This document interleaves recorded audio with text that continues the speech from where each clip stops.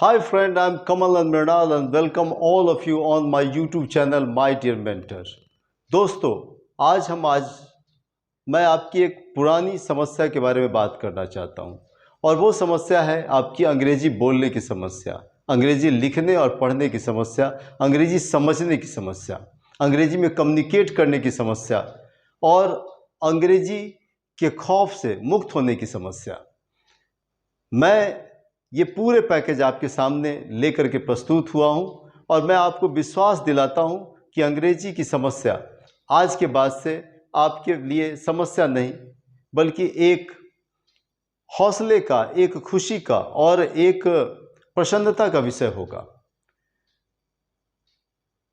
अंग्रेजी जिसके बिना आज का जीवन अधूरा है, क्योंकि अगर हम किसी कंपटीशन को पास करना चाहते हैं या इंटरनेट पर किसी तरह की सर्विस देना चाहते हैं या लेना चाहते हैं, किताबों को पढ़ना चाहते हैं, नेशनल इंटरनेशनल लेवल पर किसी तरह का कम्युनिकेशन करना चाहते हैं, तो अंग्रेजी हमारे बीच में एक बड़ी सी दीवार बन के आती है।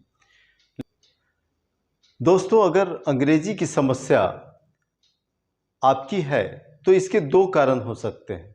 पहला कारण तो ये कि अंग्रेजी जिस अप्रोच के साथ आप पढ़ रहे हैं वो अप्रोच गलत हो सकता है, या दूसरा कारण कि जिन माध्यमों से या जिस तरीके से आप अंग्रेजी पर अपनी पकड़ बनाना चाहते हैं वो तरीका गलत हो सकता है। अन्यथा ऐसा कोई कारण नहीं है कि एक भाषा को पढ़ने में या समझने में इतनी दिक्कत आए।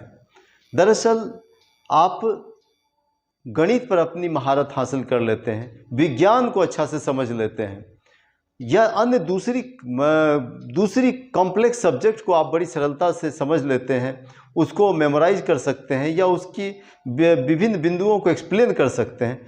तो अंग्रेजी एक भाषा है, फिर इस भाषा के साथ आपका एक इमोशनल जुड़ाव नहीं हो पाता, जिसके कारण जो है ये एक विषय के रूप में आपके सामने कठिनाई पैदा करती है।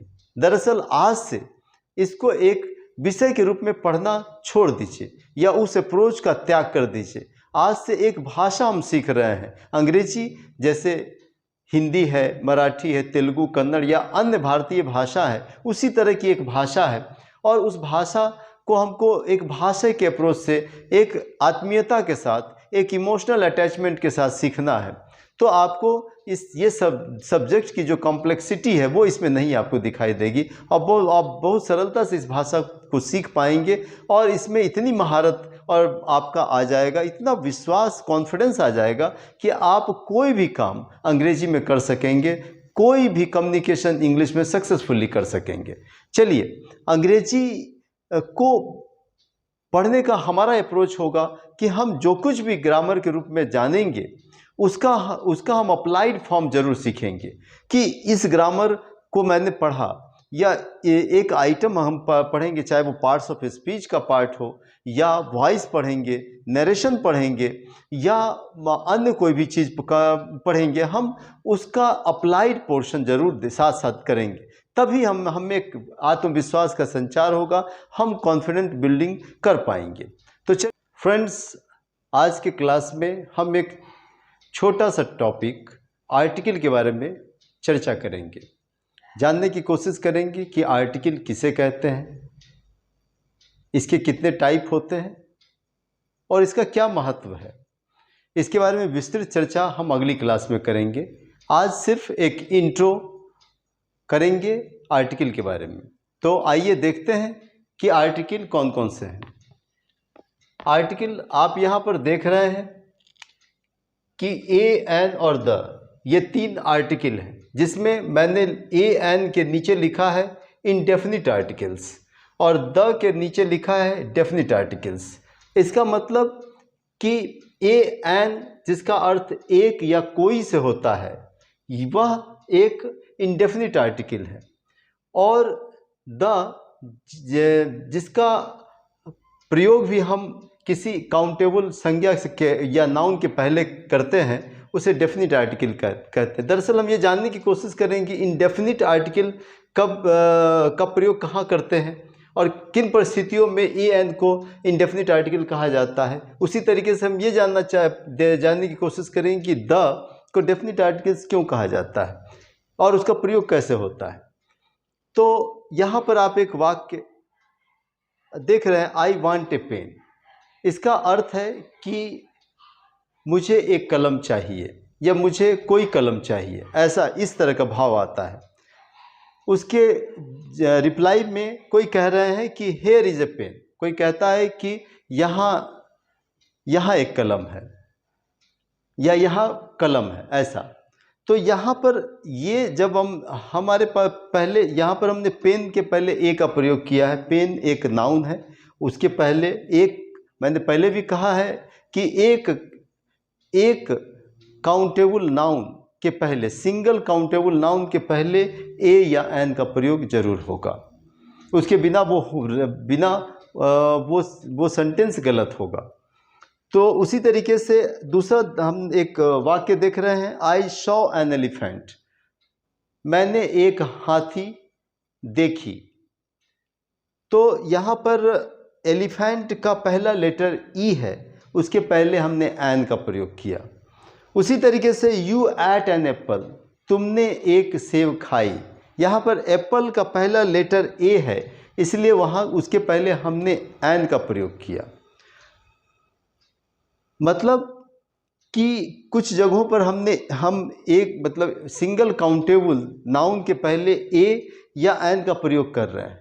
हम डिटेल से अगली कक्षा में पढ़ेंगे, अगले क्लास में हम डिटेल से पढ़ेंगे कि ए और एन का प्रयोग किन परिस्थितियों में कहाँ कहाँ हो सकता है और वो कौन सा जगह है, वो कौन से सिचुएशन है, कंडीशन है जहाँ पर ए एन का प्रयोग वर्जित है।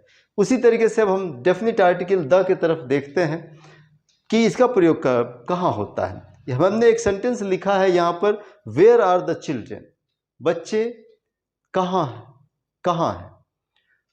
कोई क्लास टीचर से हेडमास्टर पूछ रहे हैं या प्रिंसिपल पूछ रहे हैं कि बच्चे कहाँ हैं, तो उसका रिप्लाई वो करती है कि the children are playing. Teacher जो है, वो क्लास टीचर लेडी हो या जेंट्स हो, वो अपने हेडमास्टर को बताते हैं कि बच्चे खेल रहे हैं। यहाँ पर उन बच्चों की बात हो रही है जिसको वो दोनों जानते हैं। हेडमास्टर भी जानते हैं कि कक्षा 5th या कक्षा 6th पढ़ने वाले बच्चे कितने हैं, कौन कौन से हैं, और टीचर भी जानते हैं, क्लास टीचर भी जानते हैं कि कौन कौन से बच्चे हैं। तो दोनों उन बच्चों को जानते हैं, उनकी संख्या को जानते हैं, इसलिए वहाँ पर मतलब निश्चित है उनकी संख्या या उनसे पूरी तरह से परिचित है, इसलिए ऐसे नाउन के पहले द का प्रयोग हमने किया। यहाँ पर भी हमने द का प्रयोग किया। एक तीसरा सेंटेंस है, the teacher said to a boy shut the window. शिक्षक ने एक लड़के से कहा कि खिड़की बंद करो। तो यहाँ पर हमने विंडो के पहले द का प्रयोग किया है। विंडो एक संज्ञा है, नाउन है, उसके पहले हमने द का प्रयोग किया है। क्यों? क्योंकि टीचर और बच्चे, वो लड़के जिसको खिड़की बंद करने के लिए टीचर ने कहा है, वो दोनों ही ये जानते हैं कि कौन से खिड़की को बंद करना है। मतलब उन दोनों के लिए वो खिड़की बिल्कुल वेल डिफाइंड है, वो दोनों वो परिचित है कि वो खिड़की कौन सा है। ऐसी सिचुएशन में हम डेफिनेट आर्टिकल द का प्रयोग करते हैं। तो आज के क्लास में सिर्फ एक इंट्रो हमने लिया आर्टिकल के बारे में। हम आर्टिकल के और गुणधर्म, इनके और कैरेक्टरिस्टिक्स, इनके यूजेस और इनके मतलब वो सिचुएशन जिसमें इनको वर्जित किया जाता है, जिसमें इसका प्रयोग नहीं किया जाता है, वो सारी सिचुएशन को डिटेल्स से अगले क्लास में पढ़ेंगे। Till then, goodbye, thank you.